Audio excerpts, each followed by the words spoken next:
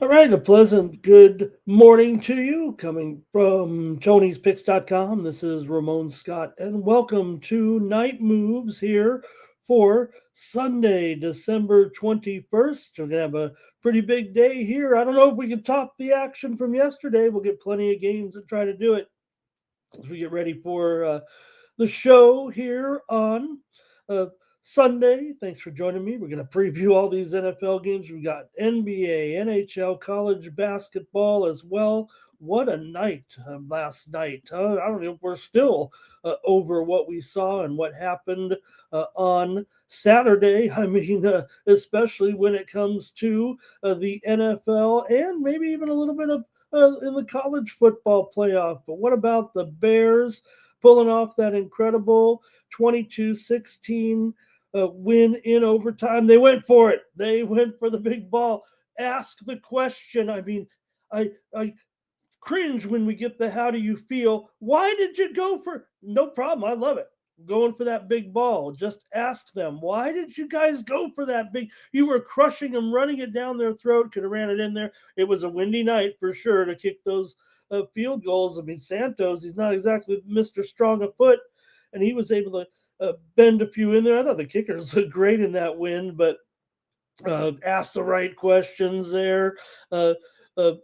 But man, they flipped the board there with the onside kick. Green Bay led 16-6 with 3 minutes left in regulation. It looked like they would have it, right? But then it just unraveled with Chicago executing the rare, perfectly timed onside kick. A little bit of hesitation doesn't hurt when it comes to the Pack in that one, and then they cashed in to force overtime there with that late touchdown, and then the 46-yard touchdown strike to DJ Moore. So look, the Bears took advantage of every break. They knocked Jordan Love out of the game with a concussion, even with Green Bay running the ball effectively in the game. Then Malik Willis came in there 9 of 11 for 121 yards. He almost got knocked from the game as well.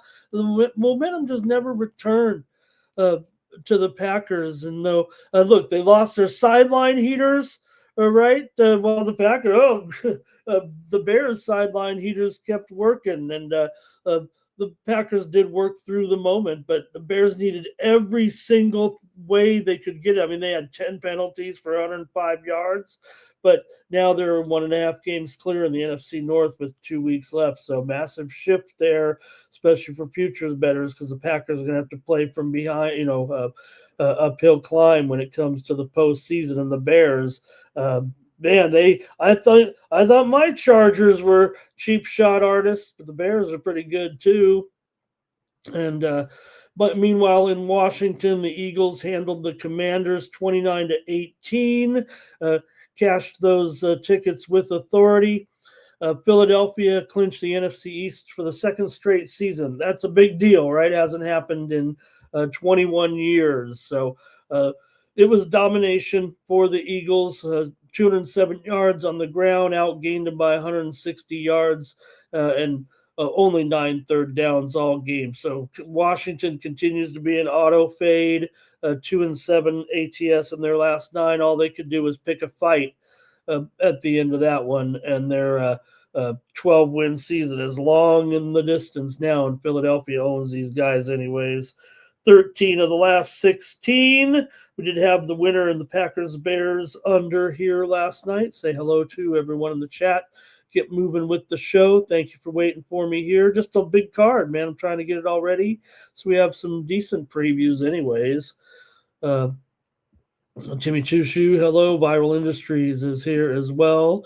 Jerry, look, I was like, boy, I mean, what's going on with this line? You should have known with Harden coming back and the Lakers were just no momentum. Will it be a change? Will it be enough for the Clippers to keep it moving? The Lakers were sound asleep there last night. Cal Dog as well.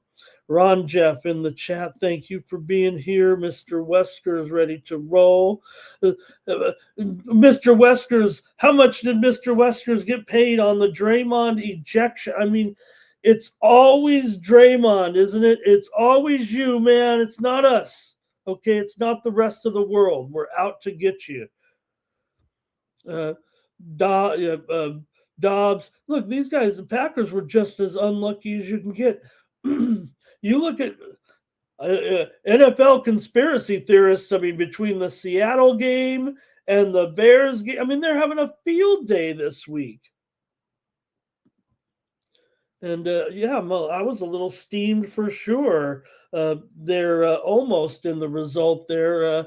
Anyway, like I said, we did have the under there in the game here on the show yesterday, but you know, I like the Packers in the game. Hector Numba's here as well. Good to see you guys in the chat. Andre's here as well, Mr. 4600. Thank you. We're going to have a fun show here. Man, we got a lot of games. I hope I got it all straight. I hope I can get this show off here. Lakers were never coming back, right, Hector? Man. The way I just thought, these Clippers are so dysfunctional that they're going to keep losing here like this, right? Thank you, guys. Good to see you all in the chat here. Mr. Miho as well. Hope I got through them all there right now. Let's just a few more notes here, really, on last night because I want to talk about the college football playoff as well. Miami over Texas A&M in a wild 10-3 defensive game. My man Keontae Scott back in there for Miami, and the game was scoreless at halftime, but underplays never threatened there in that one. We did have Miami here on the show last night. They drove 86 yards for that touchdown with 1:44 left. They were outgained, but they won the turnover battle. They had the defense, and they'll go on to face Ohio State. They'll go on to face Ohio State there in the New Year's Eve game there in Dallas. So Miami moves on in the college football playoff. They'll be a 10-point underdog, total 42.5. Ole Miss made it easy for us with the crushing 41-10. We were on Ole Miss last night. The Rebels scored touchdowns on their first two drives, kind of made it look easy, average 10 yards per pass. They are a total downfield team. That's what you got to love about their secret chances here a little bit. They are not afraid to throw that ball down the field. And the 24 third quarter points, they'll take on Georgia. Georgia's a 6-point favorite, 56.5 in the Sugar Bowl on New Year's Day. And finally, wasn't a bad beat. Oregon looks strong, but they let JMU get the cover there last night, 51-34. They led 34-6 at halftime. They were crushing them big time, 48-14, and allowed James Madison come back, get that back door. The Ducks ran for 200 yards, but Barnett was not done. And there's some calls there, whatever.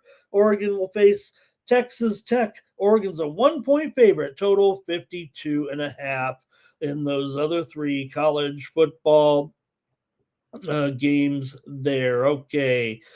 Let's get to it here right now and get to the previews. It was an exciting day in college basketball too, wasn't it? Man, some upsets in there, but we got to get to the previews right now and get rolling with the games, don't you think? I mean, we're going to be on this NFL card here forever. So let's get to it here in the National Football League. Get your plays ready, get your pens, picks, and rotation orders ready. To pick Trav. Nice to have him here in the chat. Look, I felt like they got kind of, from the injury, right? Man.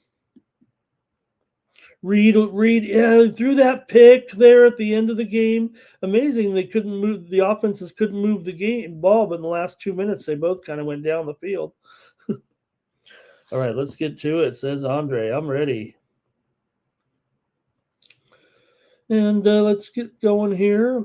I'm sorry. Don't forget, head on over to tonyspicks.com and check out our premium picks. Absolutely our best picks every day over at tonyspicks.com. Use the promo code TonyT at checkout to save 15% off those premium pick packages. We'll visit the website here once we get a few more viewers in here. We're a little slow starting here. I kind of wanted to delay it a little bit, but we got nearly a couple dozen of you in here right now. So let's go ahead and go and start this one off.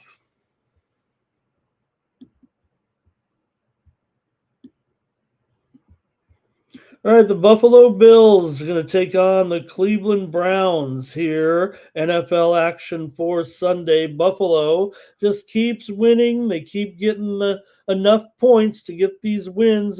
Look, the offense is fine. I mean, when you got the king out there willing to do it, it's just that sometimes they get a little spoiled here. It feels like you can't always finish the job once inside the red zone, but when it counts, it does. As long as they get upwards of, obviously their team total here in the mid 20s. So as long as they can reach that, they're going to be, be able to win this game. But will they be able to cover? Really, Cleveland's shown no ability really to survive once they allow teams to put up a few points on them. But the Browns, they're kind of a turnover machine, but the defense kind of keeps them in games. So they're barely running the ball at enough clip to try to think they can cover double digits here, but it is a really weak spot for Buffalo, it feels like, coming into this one. Buffalo 10-4, riding high right now with 3 straight wins. And Cleveland's lost 3 straight. This is one of those that just, be careful what you think about this one right now. It feels like Cleveland's home underdogs here, of course, are tempting with some of the numbers here, short term and long term. And if they bring that defense at home, look, this is probably their big game now here, it feels like, with the playoff-bound Buffalo coming to town tonight. Yeah, the Bills are in. I mean, come on, haven't clinched yet, but they'll get there, even just with the win here in this one. Their form, though, Cleveland is ugly. It's going to be a tough underdog to want to root for here, but, man, I'm going to take the Cleveland Browns in this one. Buffalo's defense and very disciplined, and Cleveland's inability to score does make it a rough ask, but just feel like the spot is for Cleveland. They are just 4-7 against the spread as an underdog, but they do have some positives going their way long term in these spots. Got Sanders in here, of course. So let's see what you have in the chat. Just 3-8 against the spread in their last 11, but 10-7 as a dog. Buffalo's won 5 of the last 7 in this series, but they've lost 3 of their last 4 trips here into Cleveland. There are some comments in the chat from you guys here. Let's see. All right, Mr. Wesker is ready to go with the Bills here. Hector's on the Bills. Bears always find a way. Oh, Greg's talking about that other game. Miles, that's what you got to think that you're going to have Miles wreaking havoc here a little bit. Bills money line and under for Andre. Cal Dog's going to take the Bills down. Maybe they're to 9 points just to make sure he gets under that 10. Cook and Kincaid for touchdowns. Timmy wants a Kincaid touchdown as well with the red zone. And let's see, with two picks Trav, I like him here. Let me look at that TV setup there. 2 picks. Like what I see right there. It's like a baseball and a football game at the same time. I can't really tell. Okay, let's see. Tricky spot, Buffalo at Cleveland. You could double your money with the Browns lead the first half. Browns are tanking. Garrett likely to force Allen into a scrambling touchdown. Here's Bills for Ron Jeff. Bills against the spread. Mr. Wesker says here, it should be a no-brainer, he says. Cleveland's defense will profile. Sanders answers with another big game, gets the cover, says to pick Trav. And Timmy says Shador gets his rushes as well. No one picked the total, so maybe I'll go with the total. Looks like some discrepancies in the chat. Greg here obviously likes Cleveland in this one. And the Bills get after Sanders, and the Bills score those points. I think that I'm going to go over in this one as my pick on night moves. Like I said, there's a lot of Cleveland in there, a lot of Buffalo in there, so I'll take the over. I didn't see many people on the Greg's on the over here, obviously. All right, Buffalo is 2-5 to the under on the road so far, but I'm gonna take the under in this one. The over in this one. Sorry about that. Over. Well, we're going to preview all the NFL games, that's for sure. Even this one between the Jets and the Saints.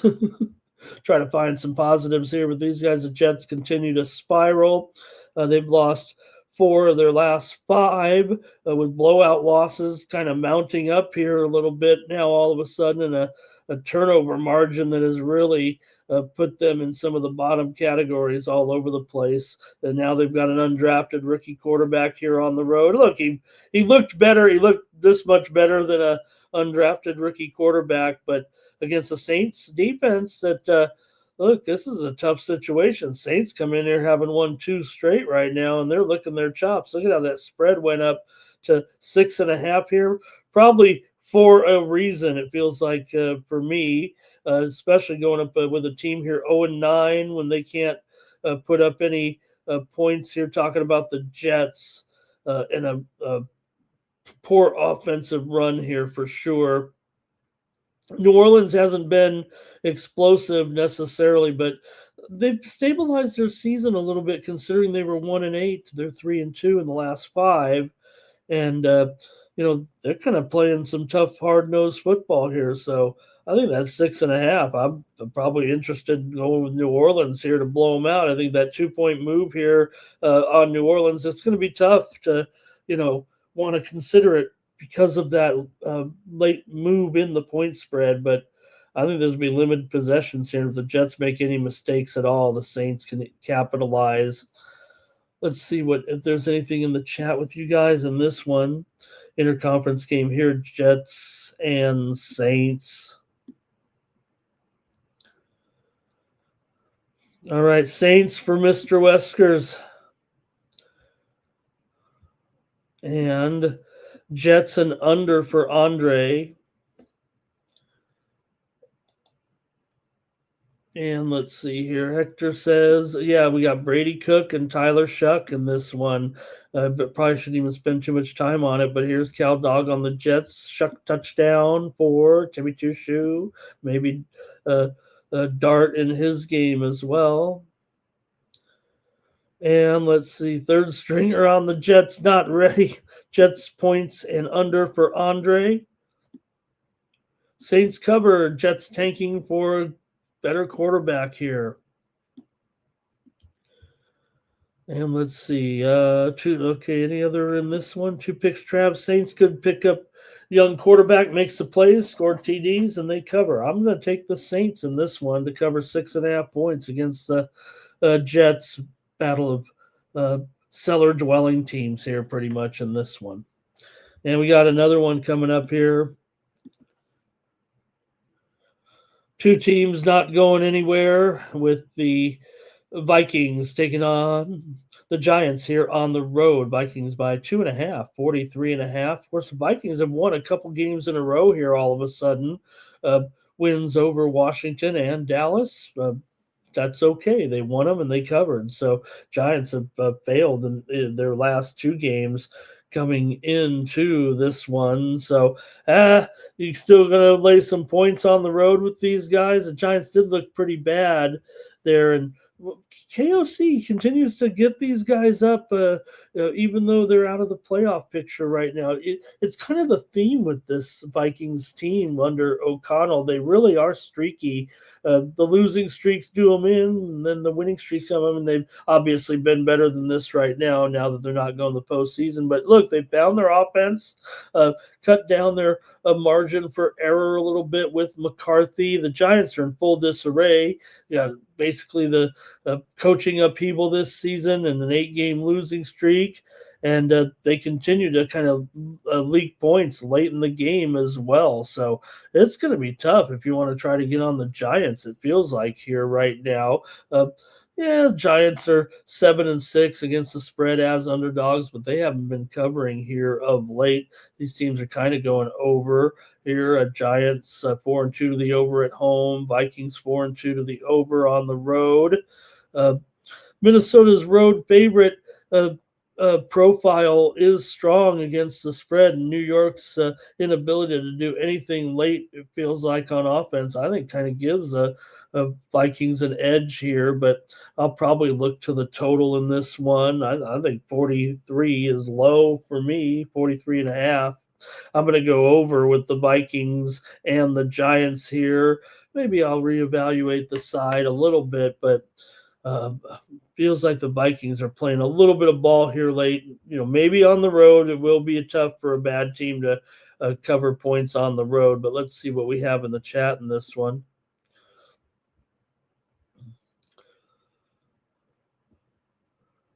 Hector really loves he says Vikings money line big time here. He likes this one a lot. Viral Industries also Vikings on the money line. Here's Andre, Vikings money line and over. Greg's got it right on the money there. Hector says if McCarthy's in the game, they'll take care of it. But Mr. Weskers wants that plus money at home. Giants, looking for a win for sure with Dart. Vikings might come to get him. Vikings got the better defense, says Andre. He's got Jefferson for a touchdown. Cal Dog liking the over with me. And let's see here. Two pick Trabs liking the Vikings there, it looks like. Is he liking the Vikings? He says this line's going to even move up to 3.5. You better get on it now, I think is what he's saying. All right, good. Well, let's just move on from that. These big card, you got these ugly games. Let's get to a game with a little meaning here for sure. Not, it's not pretty necessarily with Tampa and Carolina. Both teams coming in 7-7 right now, but such a crucial game, first of two between these two. And you got the Bucks, currently in fourth. You've got the Panthers. On the outside looking in. The winner of this set of two games is going to be, the division winner, and they're going in, and the other team is not. That's pretty much the way it's going to be with these two. So can Tampa kind of get over the hump and still keep their crown in the South, or has Carolina done enough here now? And look, Tampa's lost 2 in a row. At least Carolina's won 2 of their last 4. Tampa with losses to New Orleans and Atlanta in the division at home. That cannot feel good. Meanwhile, Carolina did have that big win over the Rams. They did lose to the Saints on the road. That cost them. So huge game here. Tampa favored, and you'd think, right? I mean, has Carolina done enough? Why would you send Tampa out there as a favorite again when Carolina has closed the gap? It feels like so much here. Yes, they are trailing right now, technically in the standings. And, if you look at the metrics, Tampa still is kind of the team to beat to win the division here. But Carolina's been such a dramatically improved team this season. Isn't this the one they're at least supposed to hang in there, even if they go into the next game and can't win on the road? Or does Tampa Bay put a big stamp on it right here on the road, laying 3 points? Going to hear from you in the chat in this one, but the urgency is palpable here with the rematch looming in 2 weeks. Tampa Bay's recent losses have been narrow. Defense does travel. I get that they might, be, but I don't know if they're the stronger defense necessarily. And as long as they can hold Carolina here. What's their team total here, right? 22 and a half, 23. They hold them under that. Maybe they can get there, but Carolina scrappy at home. Tampa does have the dominance in the series, no doubt about it. And strong road spread trends in the division. But man, let's go to the chat here before I make the pick. But is it Tampa Bay's division still, or has it shifted? Okay, here we go with you guys in the chat in this one. Mr. Wesker says he doesn't know if this one has more meaning than the Vikings and the Giants and the Jets and the Saints with our 2-7-7 teams. Greg does like the Carolina here to cover, it looks like. Okay, I think Cow Dog's on Carolina there. I think that's supposed to be Bucks, Carolina Bucks, so I'm not sure who he likes. Bucks are better. Injuries, though, says Hector. Panthers cover in a heartbreaking loss for a banged-up Bucks team. Evans, though, looks ready to go here, but, they can slow him here. Like Buka TD, maybe. Bucks get it done and over, says Andre, or Evans TD, Bucky TD here. He likes these TDs with the Bucks to get it done. Bucky's back too, right? I mean, that's been a pretty good sign for the Bucks. A little bit overlooked with the Irving kind of looking strong there. Evans over in his receptions. He does look good here.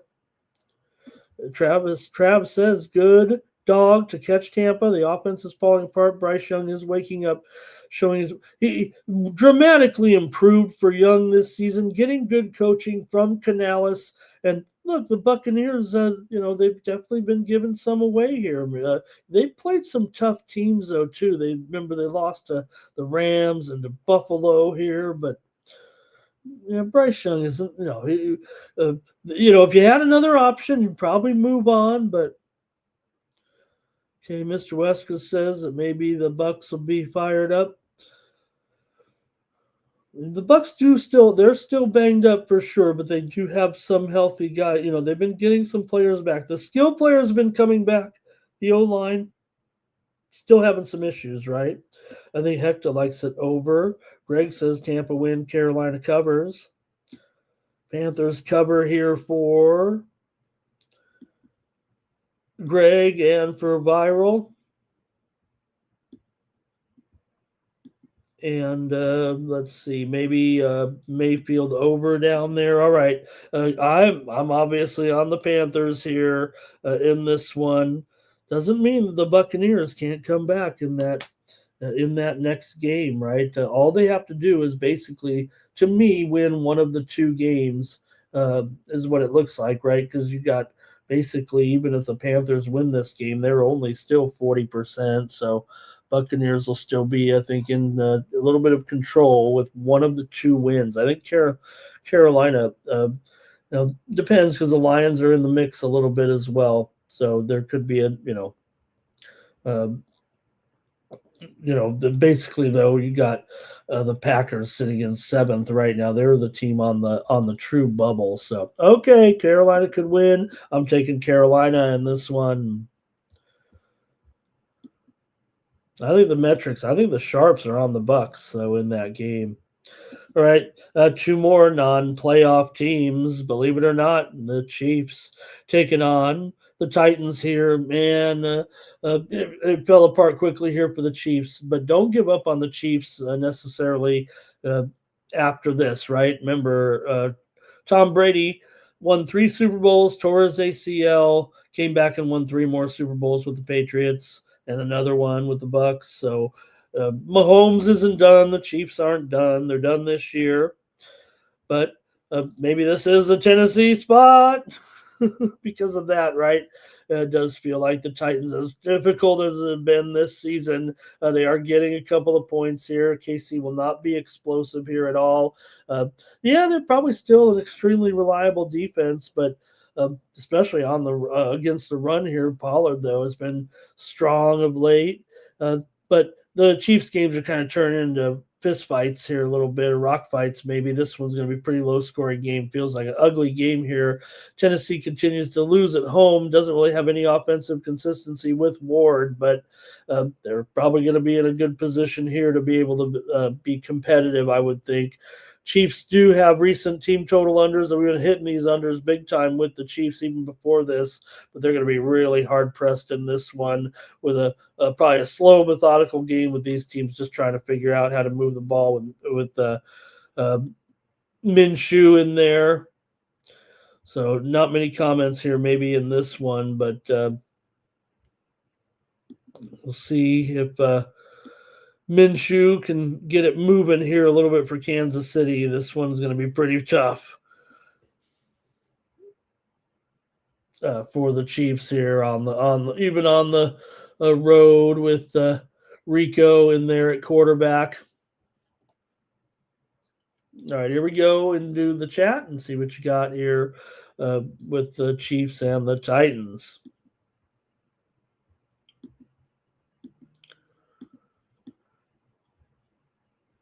Titans cover the 2.5, says Viral. And we saw Reed. Man, that mustache is in playoff form, though.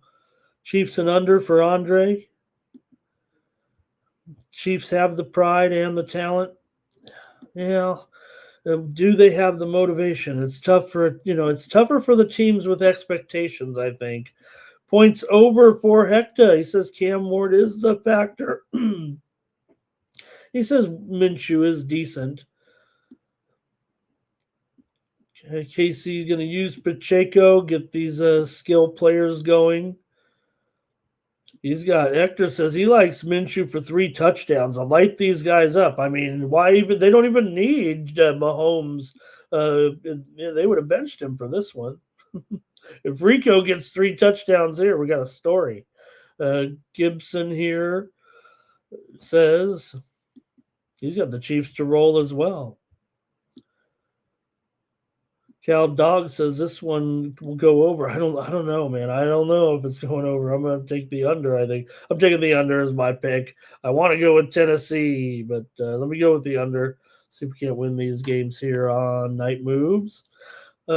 Andre Hunt touchdown. Kelsey over in his receptions. Titans safeties better be practicing 2-pick. Trav says Ward pass over in his passing touchdowns. Just watch for the running game here. It feels like of Tennessee. That's the way I'm kind of looking at maybe the way the Titans can get this one done a little bit and maybe even get a win here. 2-12 coming in. We all know, but Kansas City 1-4 ATS on the road, 4-8 ATS as a favorite. Okay, interception for Gardner. A lot of support for Ward in there. Titans, says Timmy. Okay, all right. Let's keep it moving. That one not great here. Let's go to my Chargers. Oh, boy. So talk about a thump here, right? Cowboys find out last night that their season is over, even if the writing was already on the wall. But they officially learned there in the game yesterday that the Cowboys now know that they are eliminated from the postseason. The Chargers come in here having won 3 in a row. The offense is solid, but the defense is really clicking for the Chargers here. They're 3-0 against the spread as an underdog this season.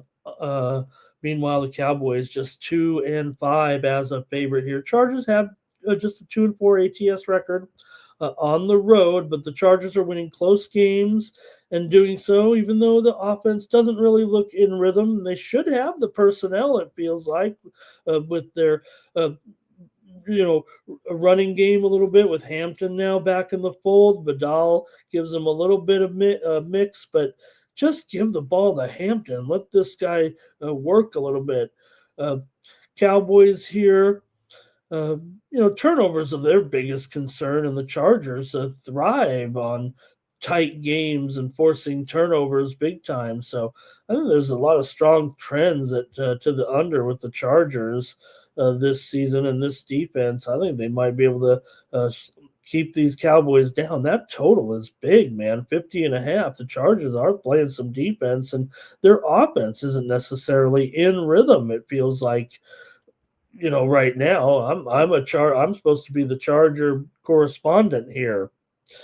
So, um, head to head, these teams are low scoring, but they don't meet that often. So I think this one is a possession by possession game, a little battle of field position, I think.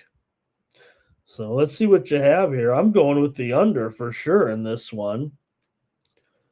Want to take I think that as the Charger correspondent, I think we can win this one. I'm going to make my official pick though here on the under. But look, might be homering it up a little bit, but Chargers are in good position, man. Still want to win, even if they lose. I mean, they're still quite likely to make the postseason, but if they can get this win, they're in pretty much.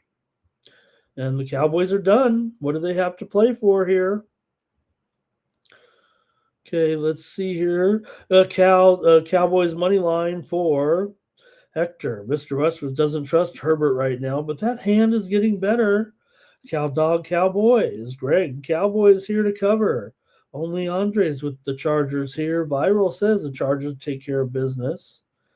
And Jerry says 0-7 this year. Check your records, Ramon. 0-7, 0-7. I'm not sure, Jerry. Obviously, talk about one of those crummy teams there. What are they at? Home record 0-7. Is that it? Let's see here.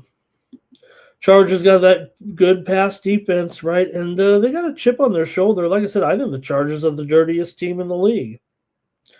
I don't know. Jimmy says Cowboys here. Chargers don't look that good on the road. They're 4-2 straight up on the road. And Hector says, I agree with that, Hector. I think he gets the best out of these guys. Herbert's underachieved, though, so far with Harbaugh, which is, you meant Jim Harbaugh, of course, but, doesn't seem like Herbert is looking, you'd think under the tutelage of Jim Harbaugh, but I think it's more the offensive line. This is the one problem that the Chargers will have in this game. Herbert's going to be under a lot of pressure again. Viral says, don't go under in this one.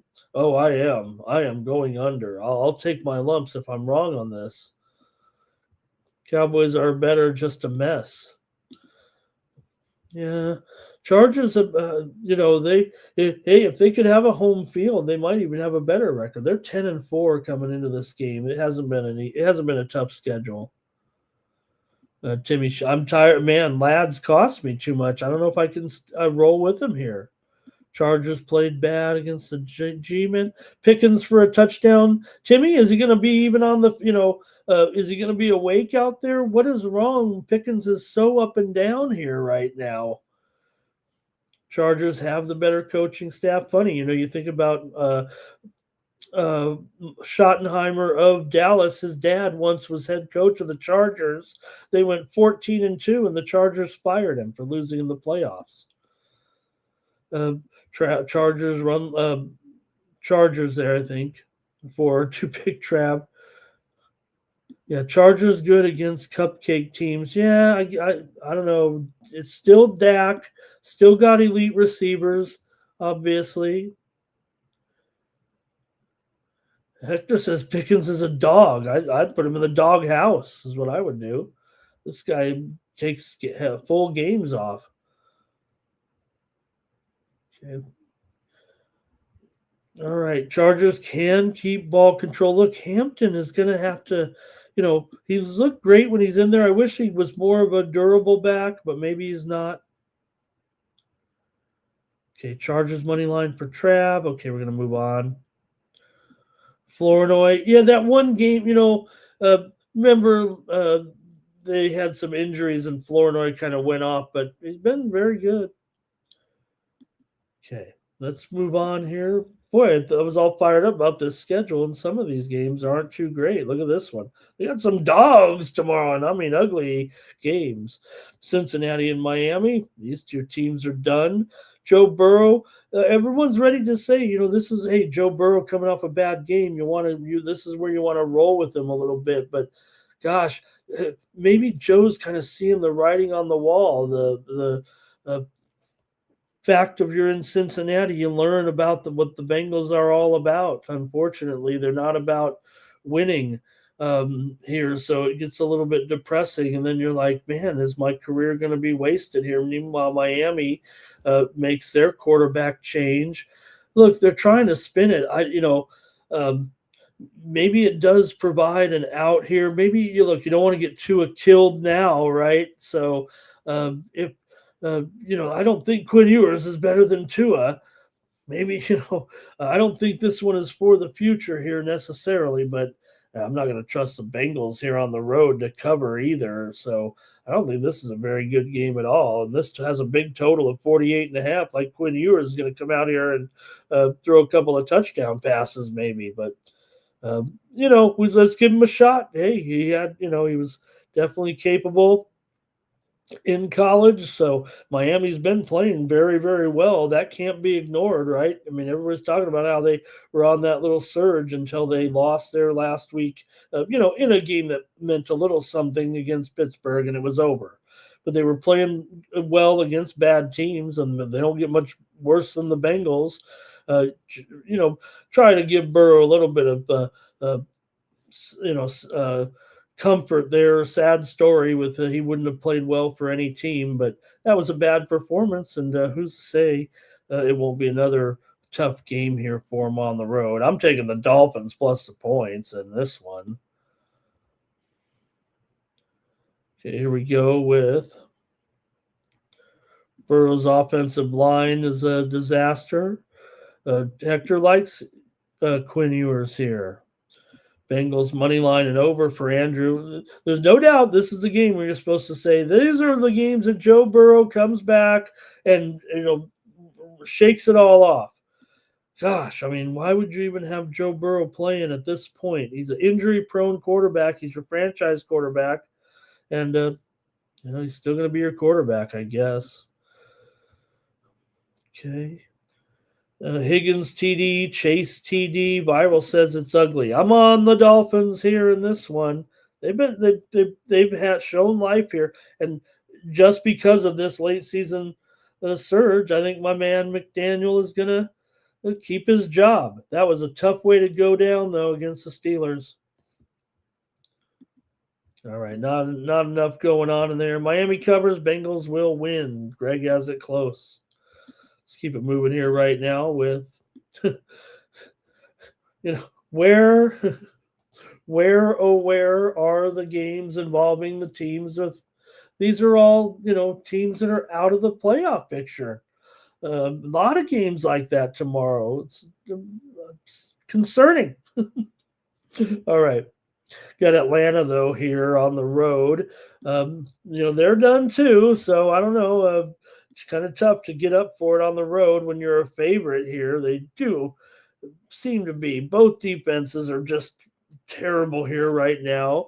Arizona's home games are consistently track meets here, and this game doesn't mean anything. Atlanta's offense has been quietly decent here this year. It's their defense has kind of been bad, and as their record suffers, the Falcons continue to kind of get over their team total because they're losing and they're good at chasing points a little bit.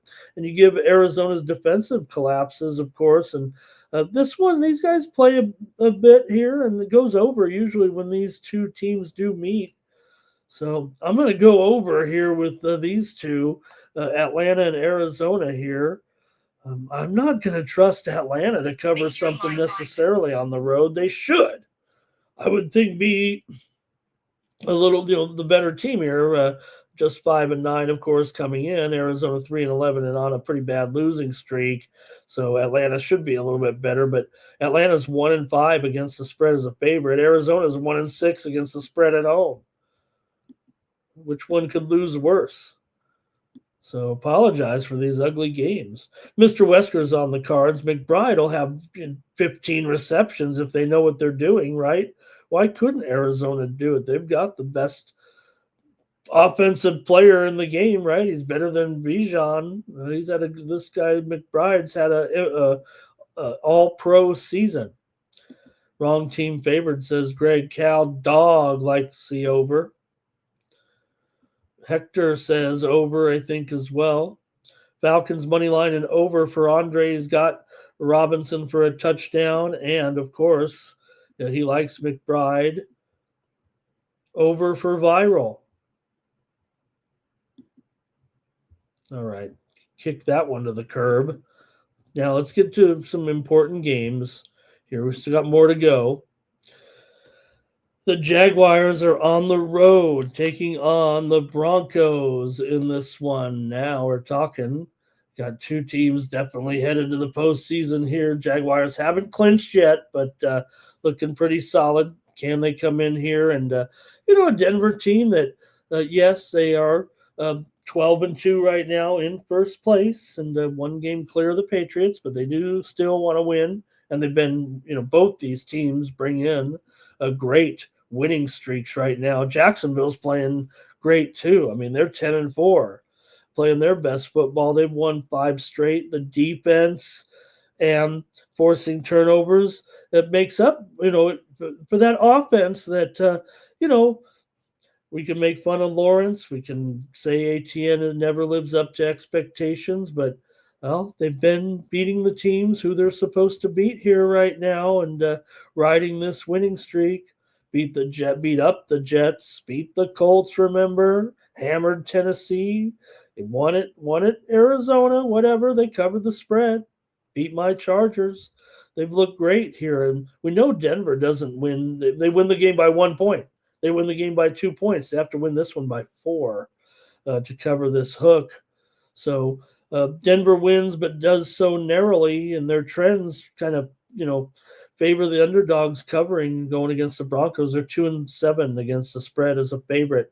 So this one might be decided late. Jacksonville is very consistent on defense, and they're always within. It seems like even when they trail, they stay within it. And then you've got Lawrence. Make fun of him, but he's always good when they're, down by 9 or more, right? Let's see what you have, though. Denver, they're on a roll, but, didn't cover against the Raiders. Remember they played the Raiders at home. It was 10-7. Imagine not being able to beat the Raiders at home by more than 3 points. Now, they did go on the road and beat them by 7, but they didn't cover. They also failed to cover against Washington. They were 0-2 against the Raiders against the spread. That's not good. But they're obviously the Super Bowl contender in the AFC right now, number 1 seed. Here we go with your picks in the chat in this great game. Broncos money line and under for Andre. Cal Dog on the Jags. Hector likes Broncos money line. And Andre says, look at that total. It's dropped big time here from 52 down to 47. Still going to take the under with these two, right? Yeah, I mean, I think the thing was, with Bo Nix kind of, and what we've seen, from him and his growth, if you will. It's still, to me, it feels like up and down for Nix a little bit. 1 week he could be strong, and the next week he might be back to a little bit subpar. But it's a beautiful day expected here in Denver. I don't know, why that total would drop so much, but I didn't know it did drop that much, actually. All right, Denver D to smack around Lawrence. Jags in Denver right here. Viral took the Jags. Mr. Wesker's on the Jags. And there'll probably be some hijinks like all these other games. Duval. Greg says a 2-point game here. He likes the Jaguars there. Maybe a little bit of under. Cal Dog maybe under. Hello, Mr. Sat Don there in the chat. Yeah, I'm going to take the Jags here in this one. Give me Jacksonville to cover this spread in a tight one, in a big one. The Jaguars are still breathing down the necks of these teams a little bit here too, and they're about to clinch with the win they're in, but, it can be a tough game. All right. Denver defense will be the difference. Lawrence will be scrambling. Jaguars, they kind of, not bad. 4-2 on the road. Denver 7-0 at home, of course. Maybe that's let's go to the next one here. The Pittsburgh Steelers, winners of 2 straight, and they're underdogs here in this one. I mean, the Steelers, they feel good right now, and they've got their quarterback confident, playing in meaningful games, is what they said, right? And Pittsburgh, look, a win would be important here. They are an underdog, obviously, by a touchdown. They're playing with confidence in those 2 victories here over Baltimore and Miami. They know they still need it. They're going to come in here with a great effort, I would think, against the Detroit Lions. The Lions obviously desperate here to get a win on the outside looking in. Even if they win, doesn't, it improves their chances here, but nothing's certain. If you look at the big picture, the Lions got to be realistic. They're going to need some help here, but they got to take care of business. And it's just been tough. They're just, they're not great here, obviously, this season. Pittsburgh continues to win ugly. They thrive when the games stay within, a score, and scoring efficiency matters. That's where they kind of thrive. Now, this one, there's always a chance to get loose when you're talking about the Lions, but they're just too inconsistent right now, Detroit, right? I mean, losing to tough teams, no doubt. They've had a tough schedule, but Pittsburgh's tough too, it feels like right now. Detroit, always great off of losses. We know that. They remain strong at home. But look, they struggle when the opponents kind of limit their explosiveness with the backs and with Brown. So I think Pittsburgh is, if they make it a physical and a competitive game where 7 points is a large cushion for a Steeler team that basically stays within a touchdown every game. Come on. So it could be a rare Pittsburgh over here, I think, in the controlled environment. And Pittsburgh has a chance to maybe even put up some of their best offense of the season. But they look good here. I mean, they've been, other than that Buffalo game where it didn't go their way, I mean, they've been scoring at least 3 or 4 touchdowns in those games. So I like the Steelers to hang in here in this one for sure, getting 7 points. And I think the back door it could be open too, because if Detroit even can get out to that lead, this one might be the DK Pittsburgh. Those tight ends should be an okay game. It feels like for Pittsburgh. Here we go with you guys in the chat. Cal Dog says take them down to 5.5. Make sure you cover that 6. Lions cover everything, says Viral. Steelers got their big win last week. I think that's what he's saying because, yeah, I mean, but they're not totally in here. Only a 75% chance even if they win this game. 50% chance or so if they lose. Gibbs TD for Timmy Tushu, and he likes him to go over. Lions money line, no brainer, says Andre. Greg here, liking the right there. Greg's right on the number in this one. He likes it over, though. I think he likes it over. Hector says over as well. Mr. Wesker's going to put the Lions maybe they're in a money line parlay or just a regular parlay. Lions going to do to Pittsburgh. St. Brown, 2 TDs, Andre. Too much offense for Pittsburgh, and you can't trust Rodgers. Man, I'm reading too much into Pittsburgh a little bit. And Lions will go to the ground game. Like I said, you are going to play with the ultimate, goal here. I just, to me, if you're the Lions, you got to be realistic too. I mean, look, even if we win, we're maybe not going to make it. And maybe they'll be pressuring, and Rodgers will have problems tomorrow, says Andre. Hutch to get 2 sacks. Roger and throw a pick. Detroit has to win. Yep, they do. Steelers do too, in a way. And Timmy's not up with it. He says Rodgers here. This is the game where he'll blow up and then say, "What's going on? Why can't you guys perform here right now?" All right, I got you. I'm going to try them here plus 7 points. I think uh, not going to go down without Rogers slinging it a little bit. Goff over in his touchdowns for Trav and Red Wings. Hello tonight, and he likes the Lions to crush.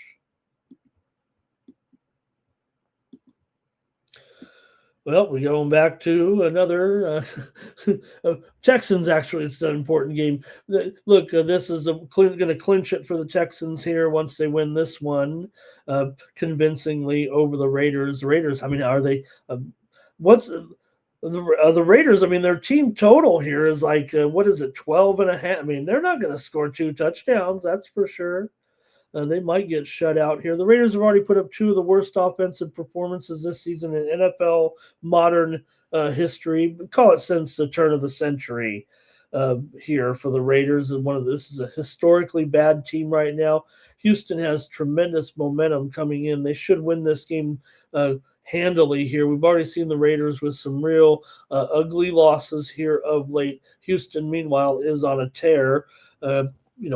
Playing like a playoff contender in the AFC, into this one. So Raiders are in trouble here. Houston's rolling with the 6 straight wins and dominating the turnover margin as well. There'll be big time pressure here. The Raiders offense has completely collapsed. They're only averaging 170 yards per game in the last 6 games.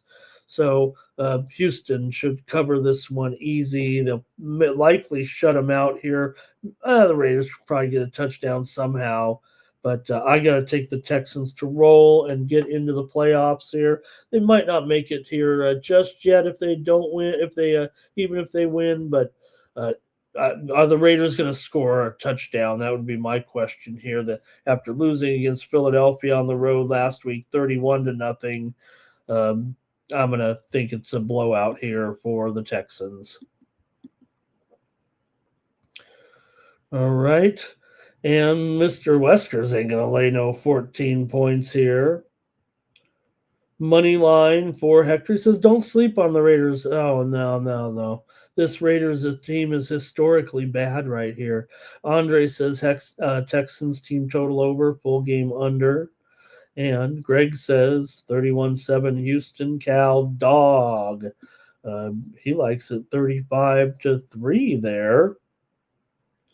Right on the total. Gino to throw a pick. Collins to get off again. Raiders to get shut out again.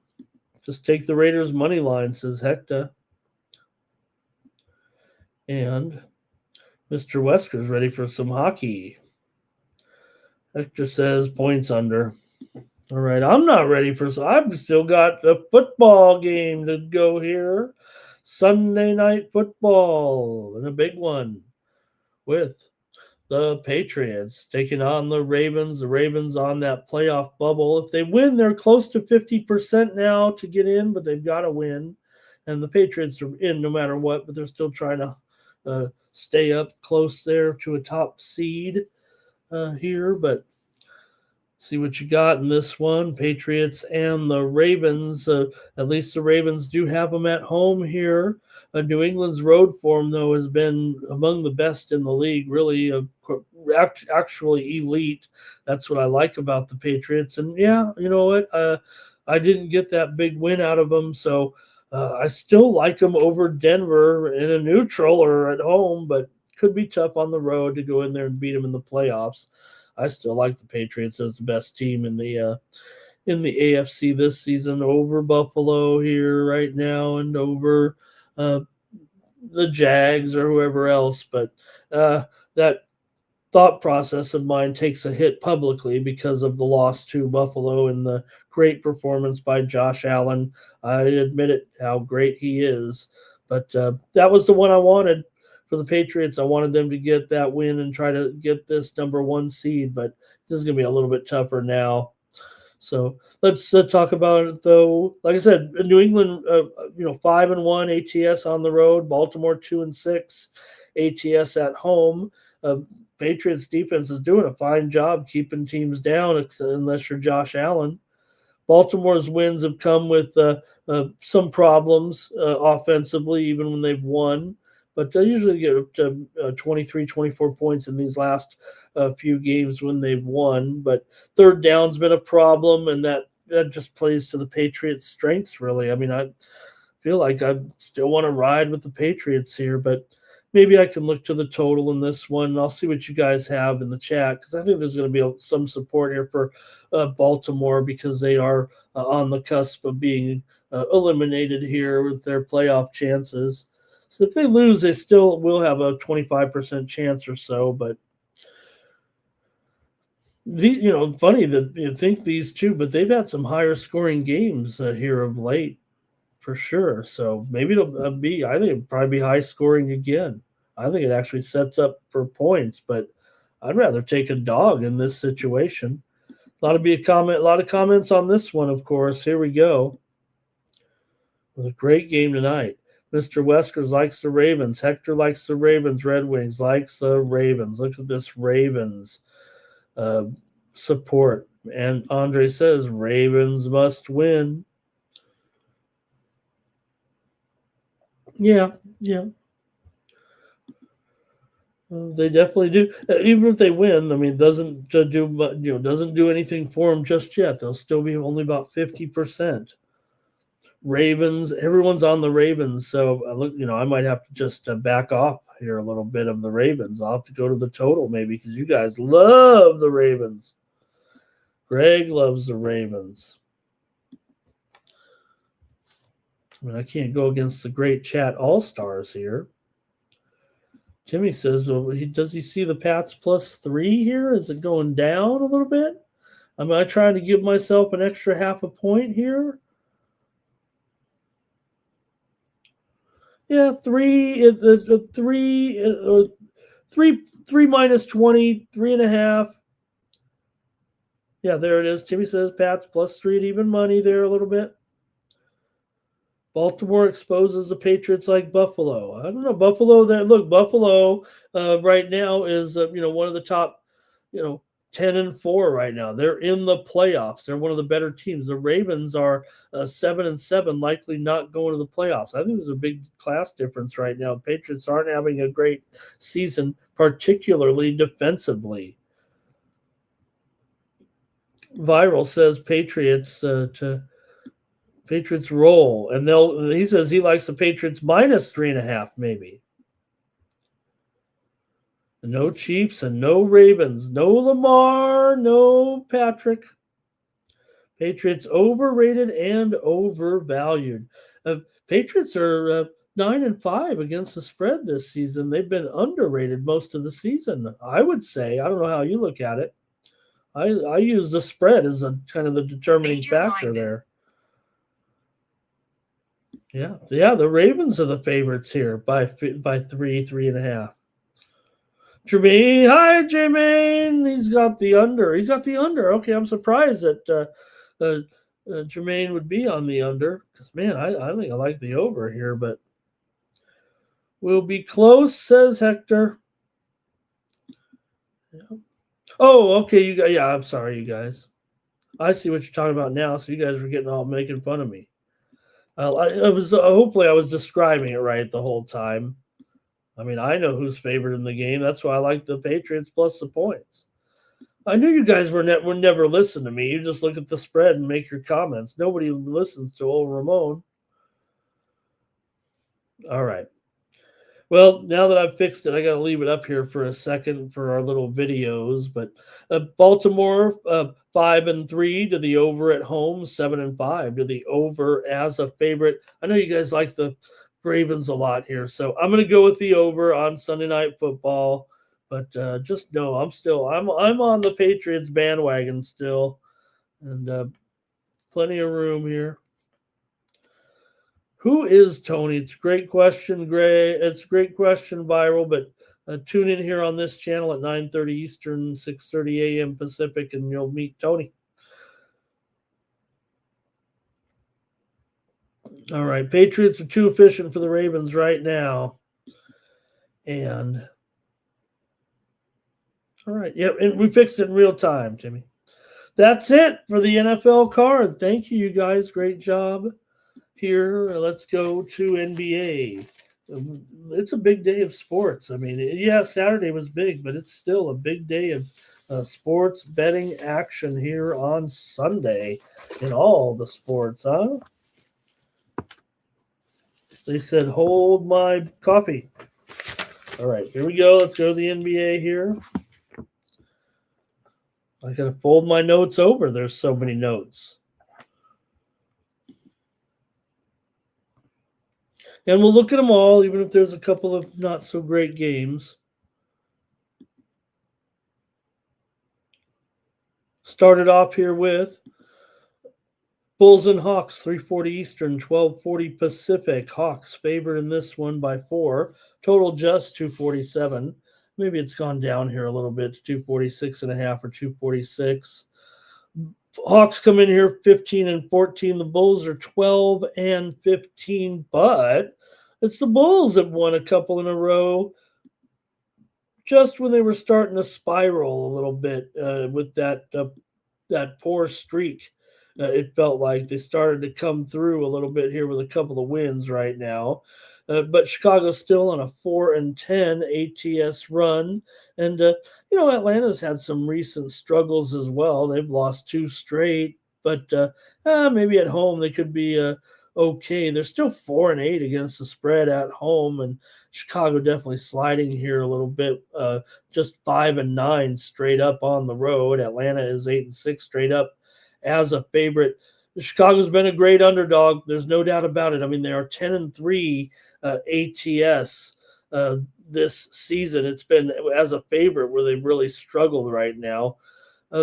Maybe with this big total here, Atlanta's scoring pace in this series is definitely an over. It's just a monster number here that if you want to get over on this one, they did play to 251 in their meeting back in October. The Bulls won at home and got the money as a 2.5 point dog. Got a few comments from the folks in the chat. And Hector says, if Trae Young is playing, then take the Bulls. Yeah, well, look, that's another issue here because we did see his injury status kind of move a little bit here coming into this one. And, yeah, you do have the Hawks here favored by 4 points. Young will play in this game. He says take the Bulls with Young. KP is still out here. Kobe White questionable. Jalen Smith probable. Dosunmu back to probable here in this one. But like I said, Chicago. I mean, this is their role kind of right here for Chicago. So, are they getting it back together right now? Can they cover in this spot? Getting 4.5, even with that 4-10 spread run, maybe they have gotten back to their winning ways a little bit here. I'll just take the over. I think this will be a crazy one. Give me over 247 with the Bulls and the Hawks.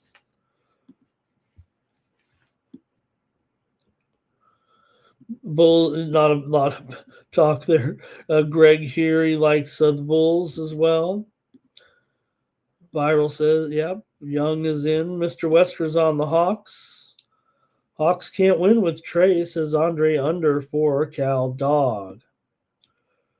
Trae cost him last game.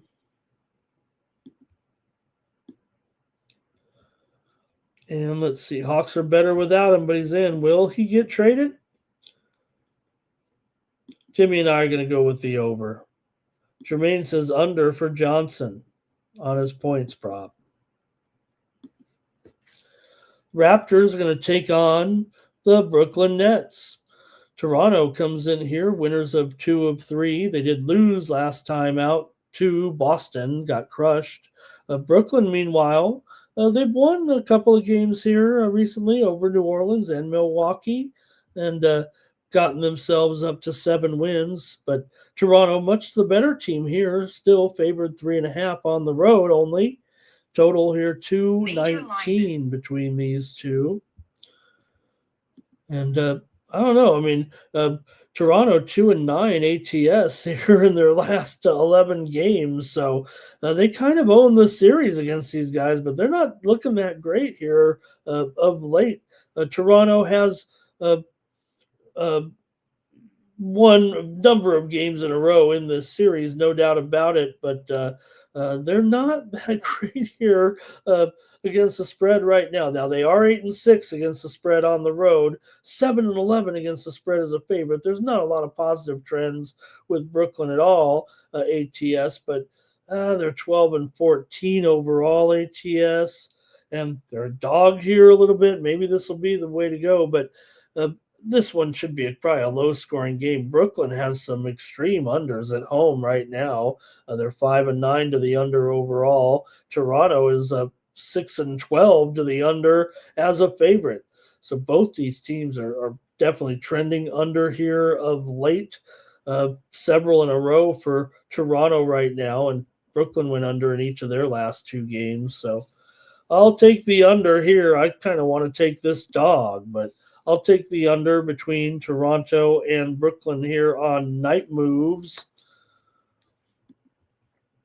And to go to the chat with you guys here, Toronto money line for Hector.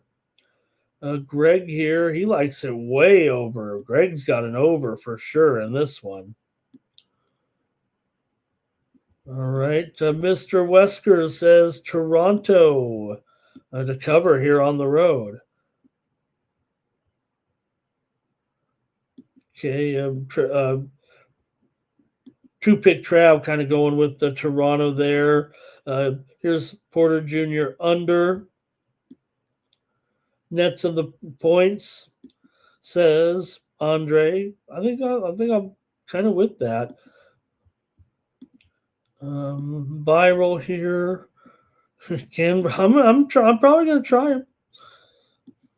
All right, Claxton under in his assist. All right, let's keep it moving here. A lot of games to cover. Heat and the Knicks. Okay, now we're talking. Heat coming in 15-13, but I've been struggling, no doubt. Did finally pick up a win to end a losing streak over Brooklyn, but then lost to Boston. Did not cover last time out. For the Knicks, they were on a winning streak before losing last time out to Philadelphia, but they were, definitely feeling the fatigue a little bit. So now they're back home where they've been so dominant, 14-2 against the spread at home this season. Miami's been a decent cover, but just 7-6-1 on the road, and of late they have not been a good cover at all. The Knicks have been just strong here at home, and kind of lines up with Miami's recent spread slide, it feels like here. Miami's been on an underrun of late, but this series is kind of an over series. And look, it is pretty high there at 236.5.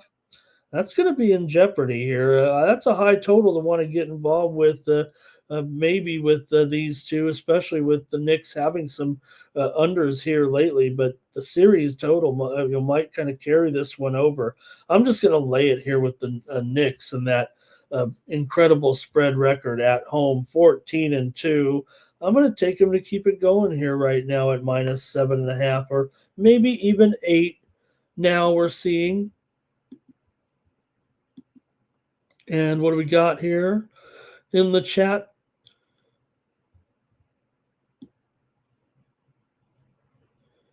Okay, the Heat are on a heater, but so are the Knicks. I don't know. The Heat have actually been losing here of late. They've lost, I think, 4 out of the last 5, is it, or 5 out of the last 6? They were looking great before that. Look, I'm like I said, I'm kind of on the Heat this season, but they've definitely given some back here of late. Here's Mr. Wesker's on the Heat. And Greg likes it over here. I think Greg likes the over. Knicks win at home, says Andre. And Timmy said, just take the Knicks and go do something else. OG under here for Jermaine. Viral says the Heat are the better cover here. Or maybe saying the Heat better cover this one. think that's what he's saying. Because, yeah, they're not the better cover, that's for sure. Okay, give me the Knicks in this one. All right, a north battle here with Milwaukee taking on Minnesota. Timberwolves favored here by 12 and a half total, 224 and a half. Got the Wolves coming in here, winners of 3 and 4. They're 18 and 10 overall. The Bucks have been struggling. They've lost 2 in a row again here now to Brooklyn and Toronto. And man, they're just 11 and 17, continuing to struggle here. Are the Bucks just 4 and 8 against the spread on the road so far this season? Uh, Milwaukee, not even not really winning a lot of games, right? They're 3 and 9 straight up on the road, 5 and 11 straight up as an underdog. Both teams have been going under quite a bit here lately. Milwaukee 4 and 8 to the under on the road, and Minnesota's 5 and 10 to the under at home. But I don't know, at 224 and a half. I just think Minnesota is probably going to blow them out here, is what I think. Milwaukee certainly having all these struggles and definitely having a underachieving season. They just lost a game to the Brooklyn Nets here by 45 points the other day, and then did come back and lost to Toronto, but they didn't cover that one either, getting the points. So let's see here. Cal Dog maybe liking the over here in this one. And Greg definitely likes Milwaukee here. Maybe a little bit of the over, but he likes Milwaukee. I'm taking Minnesota here in a blowout, actually. I think they win this one by at least maybe 15 points. I like Minnesota. Greg says they do play better. Minnesota does play better on the road. Yeah, they are 8-5 on the road. They're just a good team, period. It feels like, really, in the end, they're still playing pretty decent here with that 18-10 record. They've won 8 of their last 10 as well. Andre says Wolves on the money line. Nas Reed for Timmy and Edwards live. Mr. Wesker's on the Bucks. He says, Ramon, you got to look. I mean, the Wolves here had a contentious game against OKC. Won a big game at home against them. Really got them jacked up. Oh yeah, that was a great win for them, and they did they got every. I don't want to say every call. There, maybe the Thunder didn't get their calls that they usually get in that one. Is what it felt like. The Spurs are taking on the Wizards here on the road. Spurs, big double-digit favorite here, 15.5 total, 239. Spurs are 20-7, winners of 2 straight. Wizards, I almost call them the Bullets. Wizards have won 2 of their last 3. They've covered 3 of their last 4. They're not a great home cover. They're actually just 3-8 ATS, 9-15. ATS is a dog, but they've played probably some of their better games of the season here right now. San Antonio, 6-4 ATS on the road in their last 10 games. The Spurs, just playing very, very solid, while Washington has certainly been awful here. Washington home games, though, looking at this total, man, they're 9-2 to the over at home here right now. San Antonio does trend a little bit to the over, but really Washington, these home games, they just can't stop anybody, is what it is. And not to mention, now these two teams don't meet this very often, but they've had a few overs here. Last year, the first meeting or the second meeting here in Washington was 131-121. San Antonio did win just a few days ago here, 119-94 at home in that one, and they covered 15.5 in that one. So they covered 15.5 at home, winning by 25. Now they're going on the road, still favored by 15.5. Do you think they can cover it, though? I'll take the over in this one with San Antonio and Washington. Give me the over.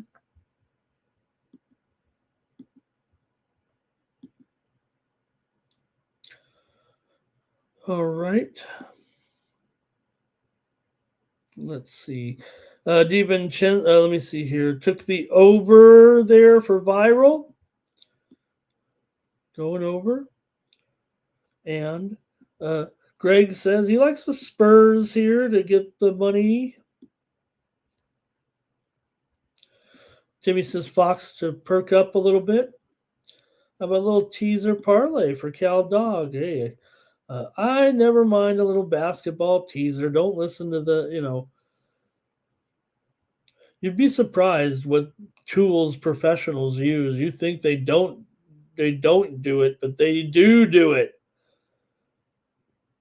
That's what they tell me anyway. Vassal over. McCollum's been hitting his threes. Wizards plus the points there for Andre. I'll take the over. Here's the Rockets and the Kings, the final game here. And we still got college basketball coming up as well. Man, what a night of sports. Man, we're going to be here still another hour. Hang on, hang in. Rockets and the Kings. Rockets favored by 12 here, maybe 11.5. Total might be up here to 226.5 or so. Sacramento's on a lengthy losing streak. Rockets just snapped a 2-game skid with a win and cover at Denver impressively there last night. So they do have that factor here for Houston, but they're still such a great team. Yeah, they've lost a few, but they've actually been failing to cover too. They're not in their best position here, that's for sure. Sacramento, meanwhile, they haven't done anything with this losing streak. They covered at Portland the other night, but then came back and lost here last night as well at home. So a couple of these teams playing both on the back-to-back. Houston is 10-5 against the spread on the road. Sacramento 2-10 against the spread at home. Do you really want that? Even as good a position it is. I mean, certainly the back-to-back, you think hey, Rockets are playing, but so are Sacramento. So Sacramento's skid, Houston's spread struggles, maybe makes it a buy low spot at a dozen points here in this one. Could you consider it? I don't know.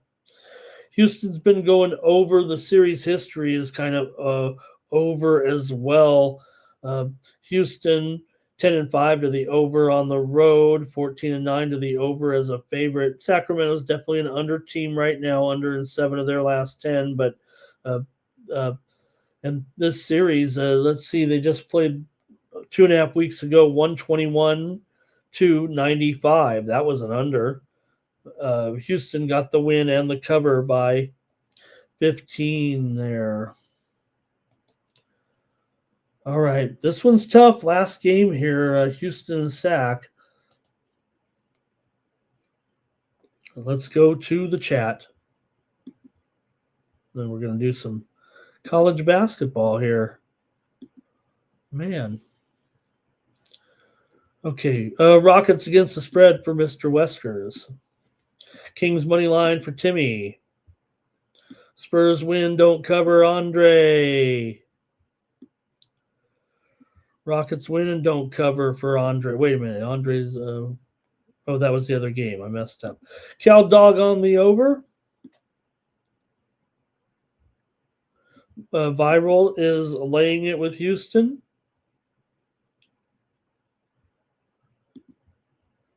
And let's see here. Greg there says Sacramento. Who's going to do the scoring for Sacramento? Reed Shepard under here. Hello to Only Bands. Nice to see you. He said, how about the Blues last night? We're going to have the hockey segment here shortly. All right, I guess that's it. I guess I got to make the call. I'll go over here with the Rockets and Sacramento. Give me the over in this one. Right, we've got a little college ball to look at here on Night Moves. I've selected a handful of games here to go over. I mean, why not?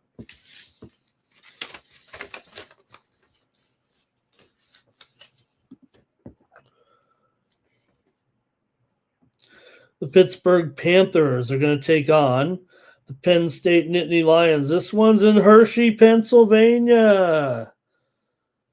All right. Penn State coming in here 8-3. Pitt coming in here just 6-6. Penn State's lost 2 in a row. Pitt's lost Uh, right now, 3 of their last 4. They just rocked Binghamton at least last time out, uh, coming in. And Penn State, meanwhile, back-to-back losses here in the Big Ten to Michigan State and Indiana. But it's nice of these two teams to get together here on a Sunday and meet up here for a little bit of, a little bit of rivalry action, I guess you could call it. Let me hear from you in the chat. With these two, however, you do have Pittsburgh, at least here, not covering of late, just 3-7 in their last 10. Penn State 1-2 against the spread here as an underdog. Pitt's been sliding, though, here of late, it feels like to me, and both teams been going over here pretty solidly, though, of late. And at 147.5, maybe that could be the way to go here. Anything in the chat, let me know. Hopefully we picked a few. I got 5 games here, so. All right. Mr. Westers likes Penn State. And Andre likes Pitt. And Greg likes the over. Here he likes Penn State and the over. Says Pitt is terrible right now. Yeah, and they did lose to Villanova, Hofstra, and Texas A&M. Hey, hello to Chop Kicks. He likes the under in the early game. I think he means that one right here. Oh, man. We got Chop Kicks in here. And give me Penn State. Give me Penn State in this one. I was going to go with the total, but you know what? Chop Kicks is here. Just gave us the under. I don't want to. I want Chop Kicks in here in the chat. All Stars giving us some picks. I'm going to go with Penn State over Pitt. Next up, Ole Miss taking on North Carolina State. Ole Miss comes in here 7-4. North Carolina State 8-4. This one's in Greensboro, so still kind of a neutral here, even though NC State may have a little bit of a home advantage. NC State has won 3 of its last 4. Mississippi's won 2 in a row with wins over Southern Miss and Alabama A&M, but they didn't cover those. In fact, they're just 2-9 against the spread this season. Ole Miss, pretty weak. The NC State hasn't been a great cover either, but they have won 3 of 4. They did get the money against Liberty, covering 12.5. They failed against KU in a loss when they were favored by 2.5 at home, and they didn't cover 38 against Texas Southern, but also failed to cover 28 against Cashville. This one, though, like I said, in Greensboro here. NC State, a pretty reasonable favorite. They're 4-5 against the spread as a favorite. They're not really that great to the number either here so far this season, quite frankly. These two teams do kind of trend over for sure here right now. But, when Ole Miss takes on ACC teams, it usually goes under. Still, these two teams are combined 14-9 to the over so far this season. So let's see what you have maybe in this one with Mississippi taking on NC State here on Sunday. I'm going to go over, I'm going under, by the way. That is my pick at 145.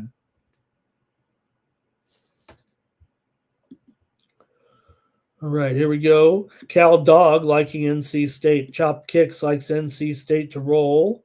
Here, Mississippi for Greg. Andre likes NC State, and Viral likes the over. Uh-oh, I'm on the under in this one. Mississippi and NC State. All right. We're just cruising through these, but here we go. You got undefeated Vanderbilt coming in here, ranked 13th. They're 11-0. Wake Forest comes in 9-3. They're at home here. We're in Winston-Salem. No neutral here. but Vanderbilt scorching hot. Now they have failed to cover in their last 2 games, but they're still 6-2 against the spread as a favorite. They just failed as favorites against Central Arkansas and against Memphis on the road. Remember, they were laying 9.5. That was a little daunting. Still, for Wake Forest, 3-0 against the spread as an underdog, but 3-6 against the spread at home.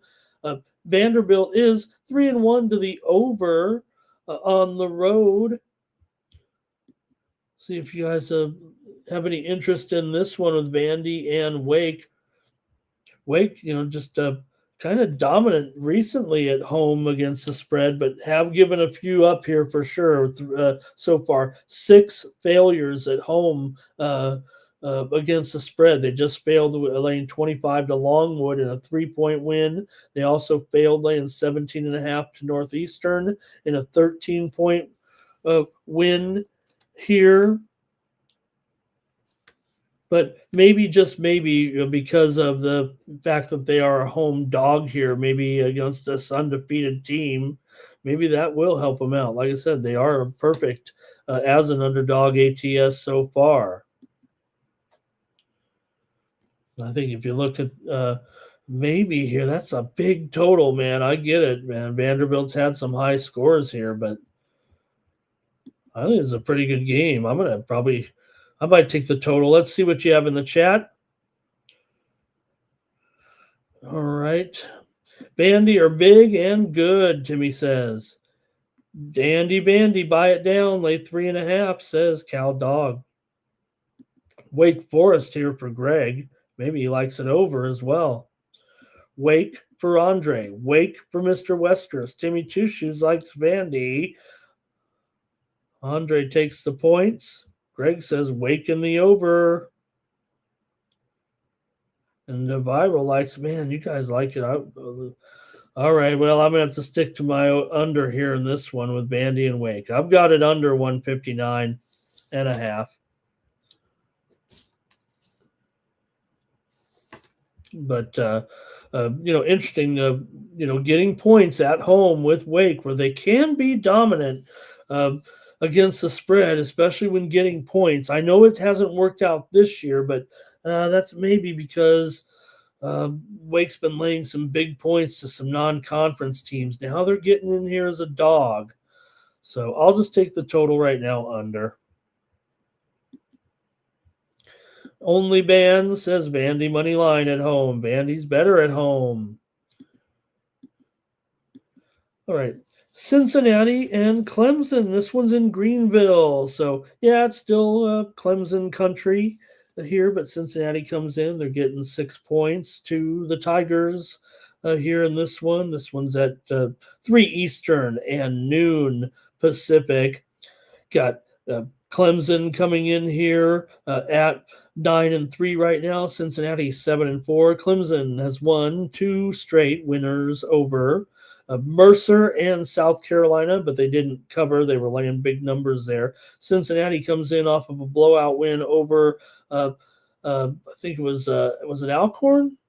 Covered 21.5 before that. They were not covering anything. Cincinnati's been a dreadful cover this year, 3-8 against the spread, 0-3 against the spread as an underdog.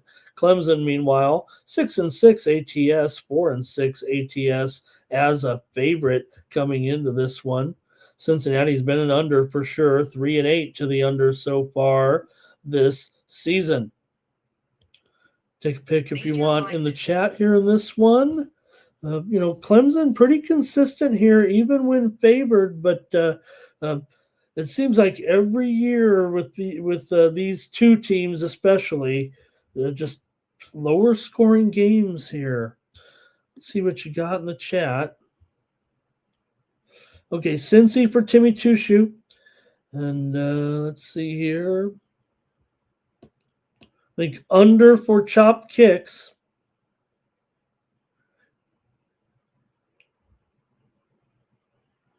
Cincinnati here for sure for Greg. Andre likes some Cincinnati in the points as well. Mr. Wesker's on Cincinnati. Cal Dog, Cincinnati. Says Clemson. Mr. Wesker says Clemson is a failure. Failed operation. They did cover as a dog against BYU and Alabama, uh, but they lost those games. Clemson for Timmy. You guys love, there's a little bit of Clemson backing there. All right. I'm going to go against the group. I'll take Clemson here. Kind of like the total, but I might use it as a premium. So I'm taking Clemson to cover this spread against Cincinnati. Not doing a great job for sure. ATS, I think they are overrated, but you guys like them here. But they had failed. They failed against EMU. They lost to EMU. They lost to Xavier in a pick'em. They failed against Georgia, losing by 19. Cincinnati could win, says Greg. Okay, I've got one more. It's kind of a blowout game, but I think we can look at it here. Noon, 6 Eastern, noon, 3 p.m. Pacific with Gonzaga favored by 12.5 here, taking on Oregon. This one's being played in Portland. So, this is, well, it feels like neutral to me. Feels like neutral. The kennel will be there. It's going to be a good atmosphere, that's for sure. Gonzaga, of course, here coming in right now, still looking so strong here to start the season. 11-1, ranked 7th. Oregon comes in just 6-5 right now, kind of unfamiliar territory. Gonzaga 6-3 ATS as a favorite. Oregon's 0-4 ATS as an underdog so far this season. They've not looked good, that's for sure. Gonzaga not only winning but covering, it feels like, a lot of these games. Now, they did just fail against UCLA and Campbell. They covered a big number to North Florida. They covered against Kentucky. Oregon, continues to play in high-scoring games. That might just play right into Gonzaga's hands. It feels like these two teams haven't met in 6 years. Oregon 7-4 to the over this year. Gonzaga's trended under here for sure right now. And let's see what we got. Greg may be leaning Gonzaga here. What's happened to Oregon basketball here, right? Oh, yeah, what's going on there? Thanks.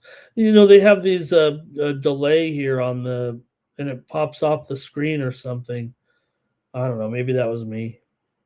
I like Gonzaga here to rock over Oregon. Oregon definitely not the Oregon we're used to, it feels like, here right now. And with that 0-4 underdog record against the spread so far, just 2-9 against the spread overall. Gonzaga, you think of them as often laying a lot of points, sometimes too many points, but still 8-4 ATS this season. I'll take Gonzaga. I think Mr. Wesker is on Gonzaga. I mean, they did, after all, crush Kentucky. Gonzaga wins, but Ducks cover for Andrew. And it says that the Ducks getting a little bit healthier here right now. That's been part of the problem with the Ducks and their start so far this season. And, the thing is, the reason we put in this game here is that you'll be watching this one kind of right in the middle of the NFL window. This one will be coming to an end. This game will end at 5 p.m. or so, right? That last, 45 minutes when Hansen kicks us off the red zone, says we got to go watch our local because the last blowout game, you got to catch it. No, we'll just go over to this game. Oregon couldn't beat USC, says Greg. Got some props in here. Lay it. Cal Dog on the Zags. That's it for college basketball. Thank you, Chop Kicks, today. I know Chop Kick has been with us a couple times. All right. We're going to go next to, we got some hockey action tonight, and we got quite a few games. Get ready. Here on Night Moves. We're making it through, though. Great card. Thank you for being here. Man, we only got we got 50 in here tonight. Last night we had 150, but it was a great night, wasn't it? All right, Washington and the Red Wings will get us started here with the Caps on the road, going up against the Red Wings. Talbot in here. A lot of some of these teams playing back-to-backers for sure. Washington 19-12-4. They come in, of course, off of a loss yesterday to Detroit 5-2. So they're going to meet right back here. Uh, uh, uh, in Detroit, last night's game was at Washington, and it did get out of hand there with the 5-2 win in that one. Capitals were $1.55 favorite last night. We were on the under in that game. Man, that didn't pan out. But go ahead if you want to make your picks here. I'm welcoming you into the chat to do so. Detroit still has won 6 of their last 8 games overall coming in, and Washington still struggling too. They're just 1-4 straight up in their last 5 games.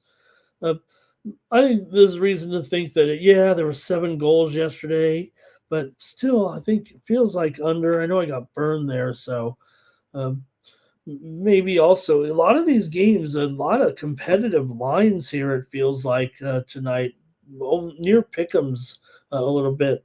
So, look, Thompson got beat there last night. Now you got to go here to Lindgren and Detroit.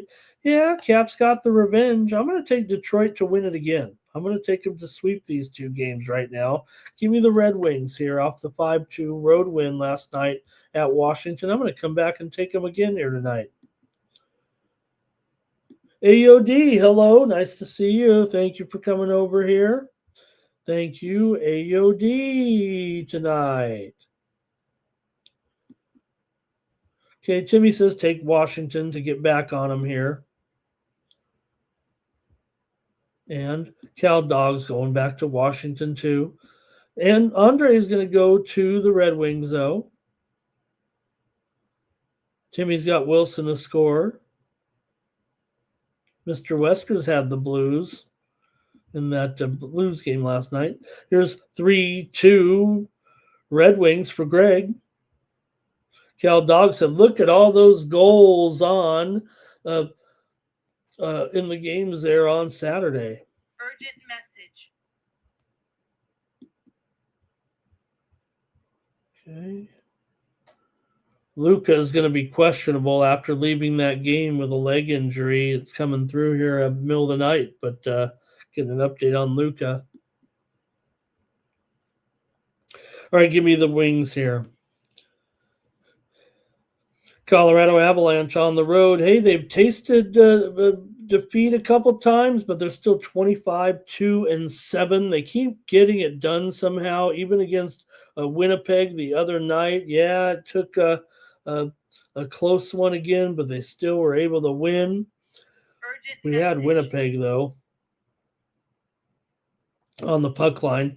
They've won 4 straight. Minnesota here, though, on a roll as well. This is an awesome matchup here. These 2 teams met on November 28th. Minnesota won 3-2, so one of the few losses that Colorado has. And here you have Minnesota at home again with the Wall of St. Paul up there. And now you got to go to Blackwood here. $1.55 for the Avalanche in this one. See what you have here. This is a game of the day for sure. 2 of the top teams in the Western Conference. Don't forget about Dallas and maybe Vegas or LA or whoever, but these guys are going strong. Colorado's actually dominated this head-to-head series for the most part, but over the last couple, it's been Minnesota. In fact, Minnesota's won 3 of the last 5. Usually Colorado's gotten the win on the road, but not lately, as Minnesota's kind of flipped the script a little bit. Minnesota's recent trending over, over a little bit of late. Man, there's going to be you'd think maybe some goals here. I know Colorado's an under, but let's see what you guys have in the chat in this one. What a game this will be. This one's the game of the day. Game of the night. 6 p.m. Eastern, 3 p.m. Pacific in this one. I'm taking Minnesota. I don't care. I'm on Minnesota. This is going to be the 3rd loss for Colorado. I like Minnesota here strong. Okay. Timmy, we want. No, I don't know about that. No bells and whistles tonight. Couple. I mean, we got this thing going off over here, but Wild to do it again, says Cal Dog.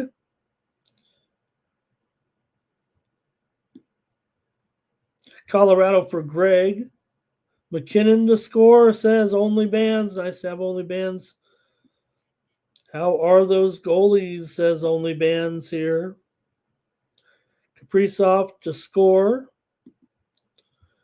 And Wallstedt, Wallstedt's been amongst the best goalies in the league for sure since coming up. I mean, he's really replaced a guy in Gustafson who was, he's definitely decent and, a great number 2 guy. Nobody knew that Wallstedt was going to come in here, though, and do what he's been doing, and it feels legit. So we'll see here how it goes for Wallstedt moving forward. I mean, it's going to be hard to keep up his great success that he's had so far this season.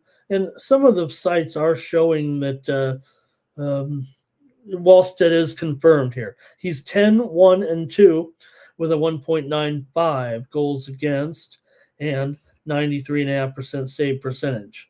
Both these Colorado goalies have been, solid. Wedgwood is more solid, but I think we get Blackwood here in this one.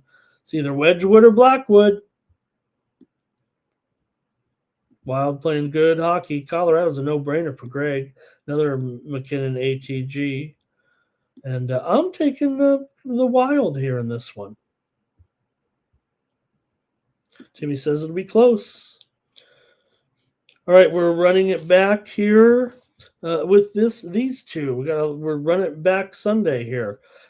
Canadians and Penguins here. These two teams just met yesterday as well. It was the Canadians winning at home in a low-scoring game there yesterday as Montreal got the win. Now we flip it here. Now, Fowler did get the start. Last night I had Dobbish in there, but Fowler eventually got the start, so surely Dobbish will be in there in this one.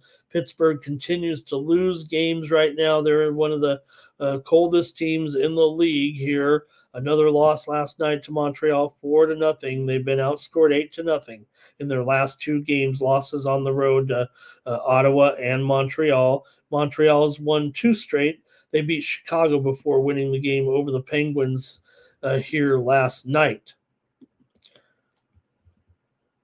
So that's something to consider. They're coming right back here and playing tonight in Pittsburgh, whereas yesterday's game was in Montreal. Pittsburgh's losing streak right now is tough to ignore, even if they've got the instant revenge here. These two teams tend to go under when they play in Pittsburgh, and they kind of go under in general for the most part. Now, I know there was a 9-2 game last season that Pittsburgh won, but Montreal's won 3 straight meetings between the two teams here right now. And the way Pittsburgh's going, I don't know if I can recommend them here.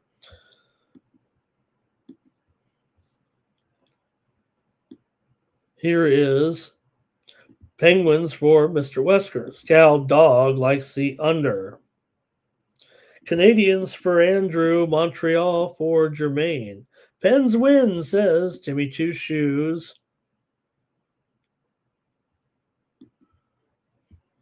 4-2 Pittsburgh, says Greg. Says it's a get-right game here now for Pittsburgh, finally to end that long losing streak.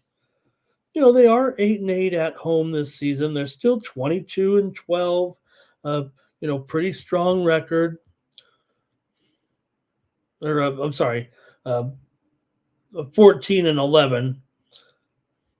I was thinking I had the puck line numbers there I was reading. Okay. Pittsburgh, ever since they played the overseas trip, I guess it was a disaster. Okay, yeah, Pittsburgh 14-11-9, Montreal 19-12-4. Montreal very solid on the road, 9-3. I'm coming back here with Montreal again. I'm going to take them to sweep this 2-game set.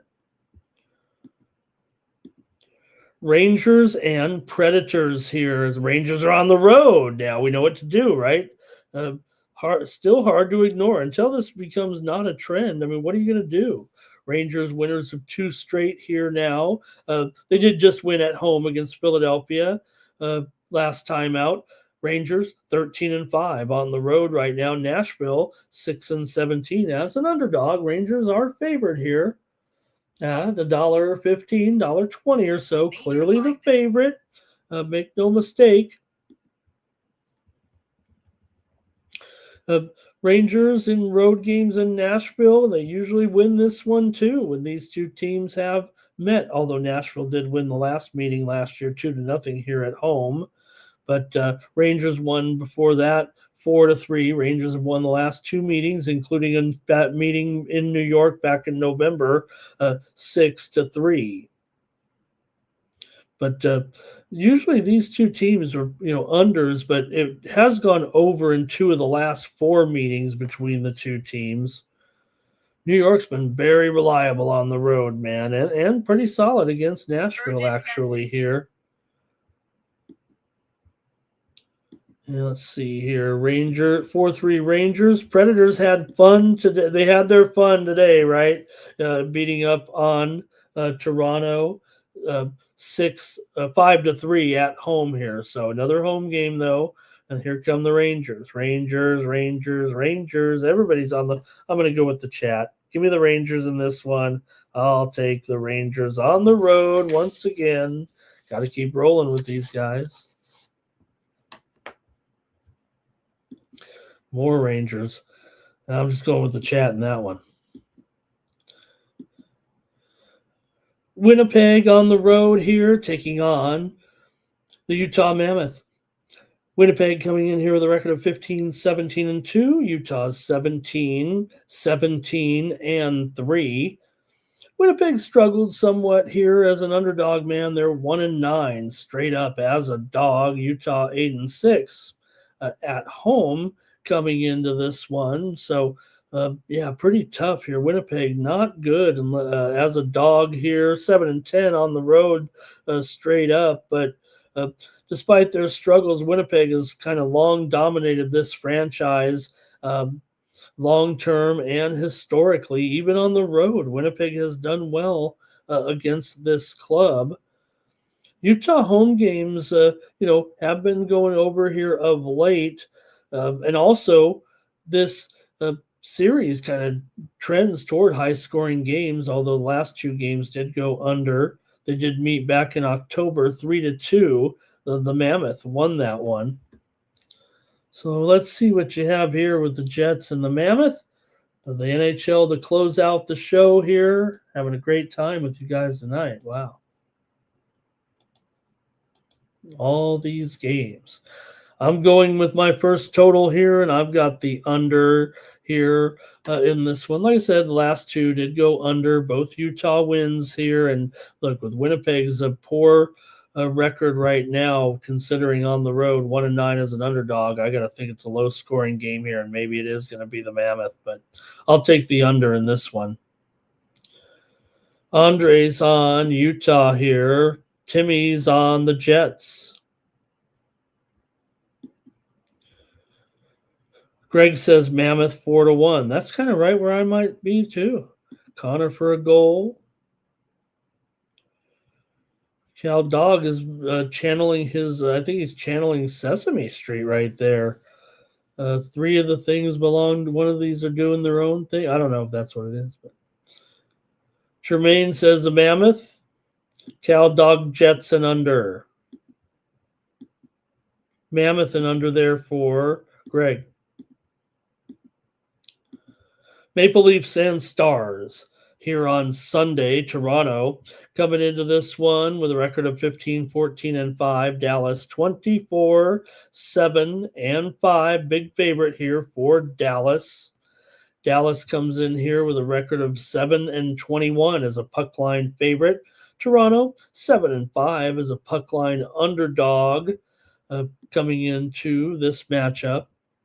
Toronto's completely owned Dallas on the road, right? Recently, in recent years, won here last year 5-3, won here the year before 5-4, or won here the year before 4-1, and won here the year before that 4-0. This has just been a great stop for Toronto, and this might be a spot where you got to consider them here, even with this puck line. Not exactly cheap, but I'd probably try to play the Urgent puck line message. here in this one with Toronto. But let's see how you have it. It is minus $1.45, so you may balk at that. But looking at the total, I mean, strong under trends for Toronto, it feels like right now. Um, but they still are, over team long term because of that long streak. We know Dallas 7-10 to the under at home, 12-16 to the under as a favorite. I'm just going to take Toronto here on the puck line and sprinkle them a little money line. Maybe take them +1. How's that? I'm going to take Toronto here +1 tonight against the Stars. Okay. Cal Dogs on the over. Andre says Dallas puck line. Greg likes Dallas to win as well. All right. Well, we're not in agreement there. I'm taking Toronto to maybe even get an upset here of Dallas. Sabres on the road taking on the Devils. Pekka Luukkonen in goal. The Sabres 16-14-4. New Jersey 20-14-1. Buffalo's one of the hottest teams in the league here right now, on fire. Came in off the win over the Islanders last night at home, 3-2. Devils did have the night off, though, coming in off of a 2-game road trip out west. And they won at Vegas and at Utah. They're playing well as well right now, are the Devils. Uh-oh, where's the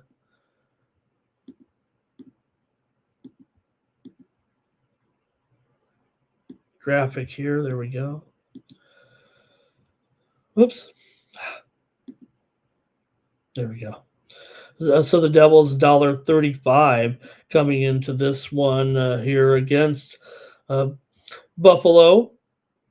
Buffalo, certainly struggles on the road. I mean, they're 5-9 straight up overall. Maybe tilts it a little bit in favor of New Jersey because they are 10-6 at home. But this Buffalo streak right now is hard to ignore with these wins. They not only beat the Islanders last time out, they beat Philly. They won at Seattle, won at Vancouver, won at Edmonton. They were sweeping those Northwestern teams and playing really good right now. Devils have won 3 of the last 4 meetings between the two, including back in November. The Devils won 5-0 in Buffalo. Both teams kind of trending to the under here, especially New Jersey. 7-10 to the under at home, 8-11 to the under as a favorite. And let's hear from you maybe in this one. Coming down to the end of our show. Thanks for joining me here. I'm taking the under in this one with Buffalo and New Jersey. We got here.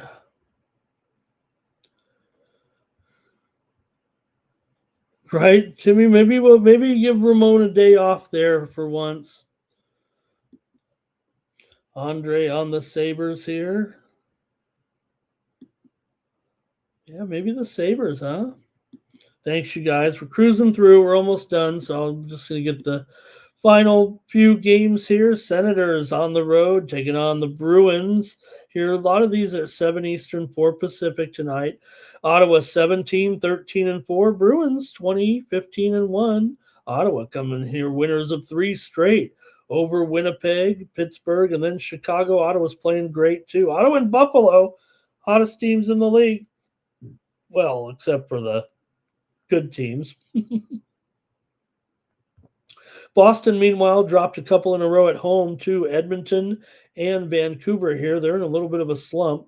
Still 12-6 at home for Boston here. And look, Boston's a considerable underdog in this game, despite kind of being a pretty solid team. That's how hot this Ottawa team maybe is right now. But still, I think that Boston home record makes them pretty live here. I would think right now. Ottawa has won 3 of the last 4, but Boston, those were at home.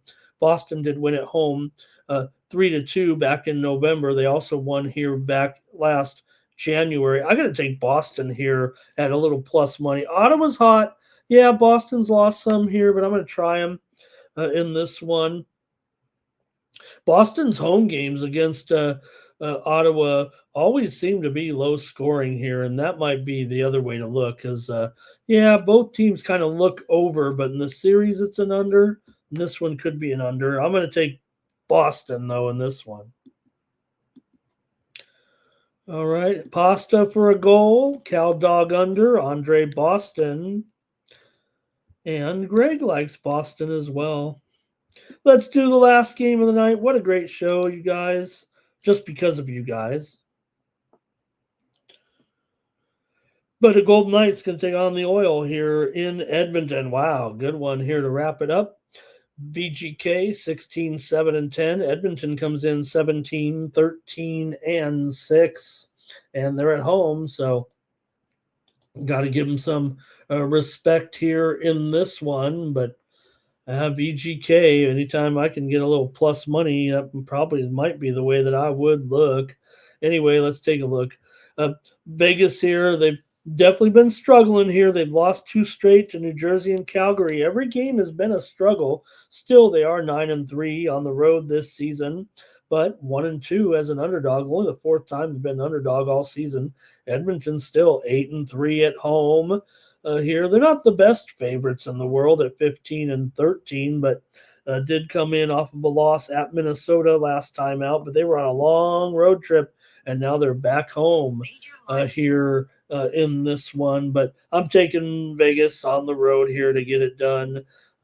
Take Vegas here plus $1.15 or so. All right. And let's see here. Heart confirmed says Cal Dog.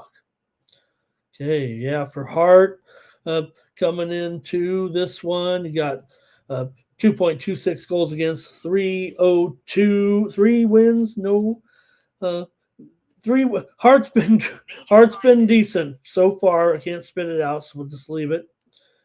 All right, Andre, go. We gotta go. Let's go. Say what you want because we're gonna wrap it up and see if I can answer it. I don't know. I might have to type it into Chat GPT. Oilers here for Greg. Hart's going to get beat up in Edmonton. Cal Dog on the Oilers. Andre is on the Knights puck line. Tell you what, we'll give him a second to put that question in the chat there, and I'm going to go over to Tony'sPicks.com. This is where you get my premium picks here for Sunday.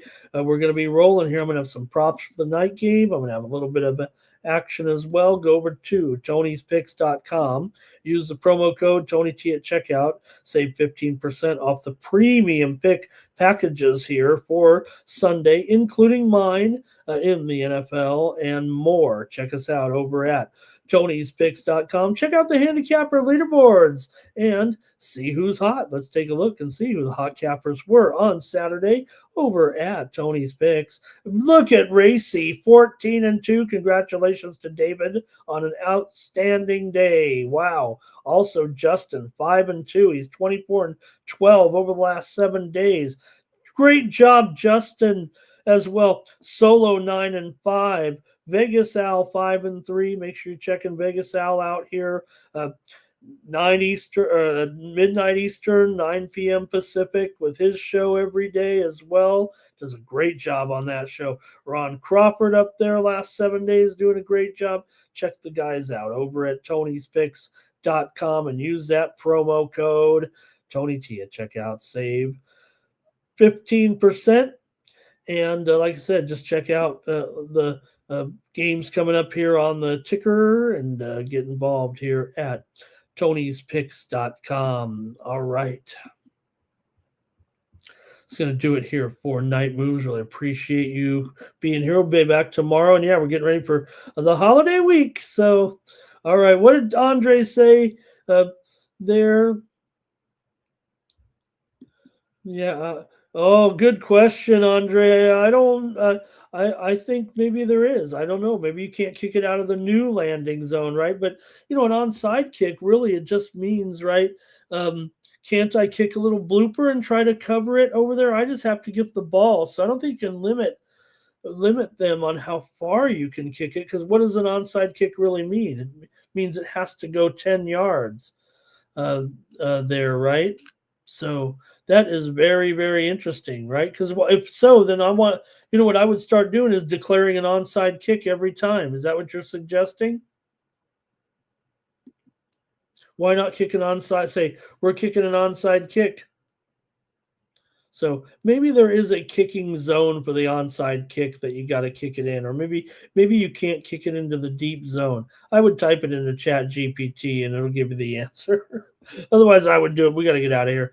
Thank you for everything, though, Andre, with all your contributions in the show. All right, I'll be back tomorrow with more night moves. So appreciate everybody joining me here on the Tony's Picks YouTube channel, the 50,000 subscriber juggernaut. We'll be back tomorrow with more here on Night Moves. For Tony'sPicks.com, I'm Ramon Scott. So long from Night Moves.